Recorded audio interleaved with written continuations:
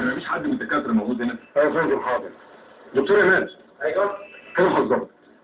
اهلا بيك يا دكتور. اهلا وسهلا يا فندم. ايه رايك المبدأ يا دكتور بالنسبه للاصابات؟ والله مش هنقدر نحدد اي شيء قبل ما نعمل الاشعه والفحوصات، بس من الواضح ان الحادثه دي ما هياش هينه. فعلا العربيه الملاك اصطدمت بالتريل على سرعه كبيره قوي، وبوصول من مكان الحادث توقعت ان كل اللي فيها مات. الحمد لله قدر ولطف، واتمنى ان ربنا يساعدنا ونقدر ننقذ ما يمكن انقاذه. ربنا يعمل ما فيه الخير. ويا ترى سيادتك بلغت حد من اسره المصابين؟ هبلغنا اشاره الاسم اللي تابع ليه سكن المصاب اللي موجود في بطاقته وزي ما بيعملوا اللازم.